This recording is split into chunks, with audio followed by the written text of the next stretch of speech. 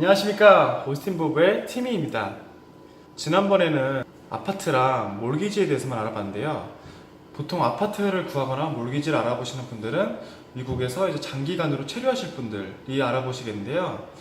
생각을 해봤더니 오스틴의 학생분들이나 어학연수 혹은 뭐 인턴하러 오시는 분들이 있을 거라 생각되더라고요. 그래서 그런 분들을 위해서 단기 체류는 집을 어떻게 구하면 되는지에 대해서 알아보도록 하겠습니다.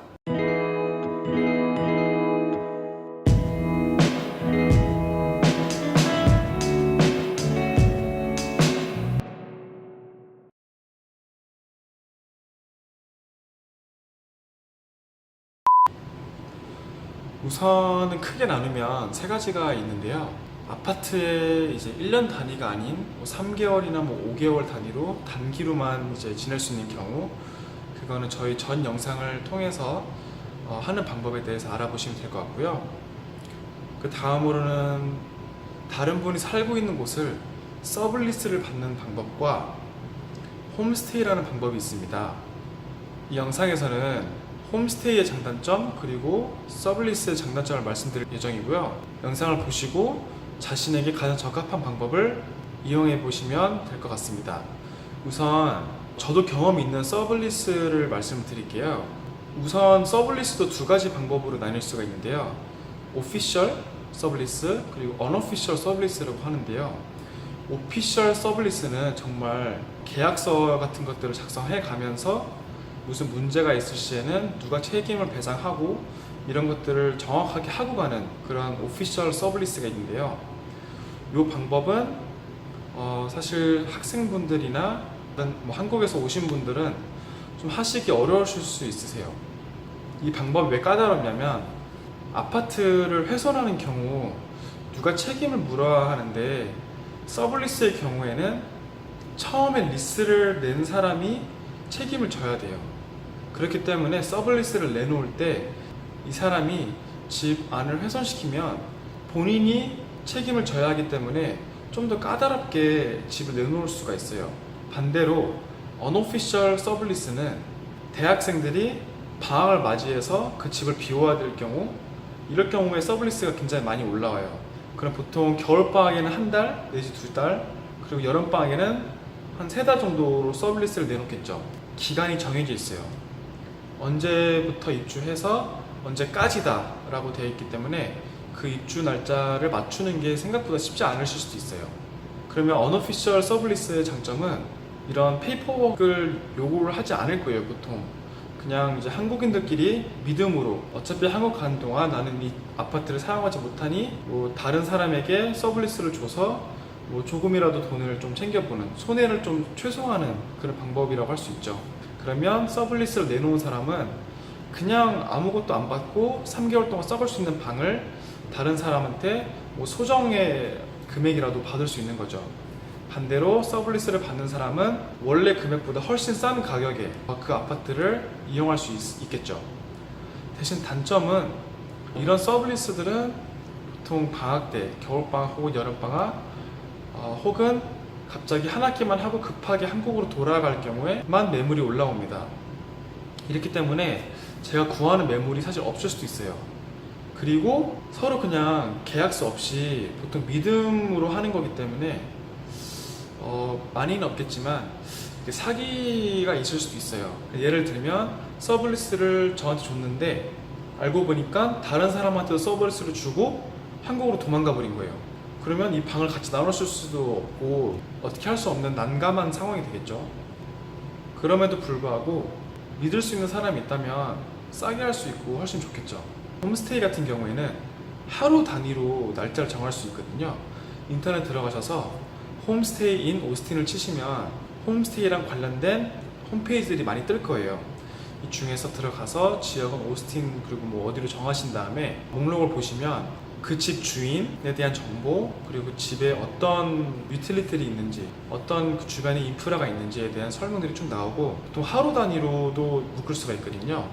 그래서 날짜 맞추기가 굉장히 편합니다. 그래서 뭐 하루에 뭐 30몇 불 대신 뭐 일주일에는 뭐 200불 뭐 이런 식으로 할인이 조금 들어갈 수도 있고요. 뭐 기간이 길어지면 길어질수록 가격이 싸지더라고요. 그래서 그런 것을 참고해 보셔서 알아보시면 되는데, 홈스테이의 장점부터 말씀드리면, 홈스테이는 여기 현지 가족과 지내는 거기 때문에 그 나라의 문화를 직접적으로 경험해 볼 수 있는 게 진짜 큰 장점이라고 생각하거든요.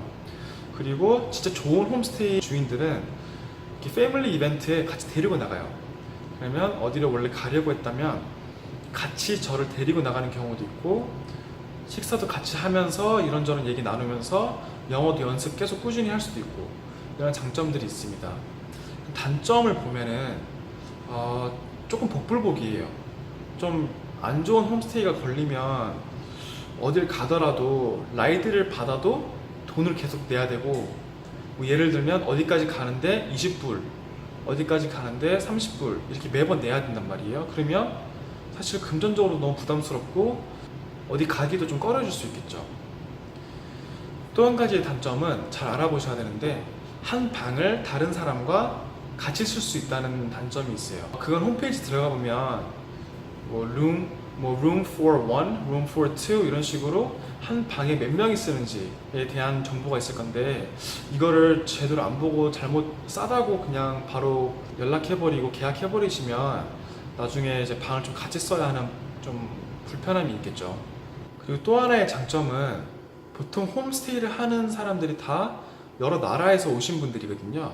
그래서 그냥 뭐 한국 그리고 미국인이 아닌 다른 나라에서 온 사람들을 만나면서 그 나라 사람들이랑도 얘기하고 서로 문화 교류도 할 수 있는 그런 좋은 기회가 되는 것 같고, 그렇게 서로 친구가 되고 또 나중에 그 사람의 나라에 놀러 갔을 때도 또 누군가 만날 수 있는 사람이 있고, 약간 이런 장점들이 있긴 있습니다. 대충 마지막으로 가격을 정리해드리면, 단기 아파트들이 좀 가장 비쌀 거예요. 보통 아파트들을 이제 1년 이상 단위로 내놓긴 하는데, 짧게 하는 데는 보통 풀 퍼니시, 즉 모든 가구가 들어가 있는 아파트, 그렇기 때문에 가격이 많이 비싸집니다. 예를 들어 원룸 같은 경우에는 뭐 3개월만 있을 거면은 보통 한 달에 뭐 1,800에서 2,000불 오스틴 기준으로 할 수 있고요.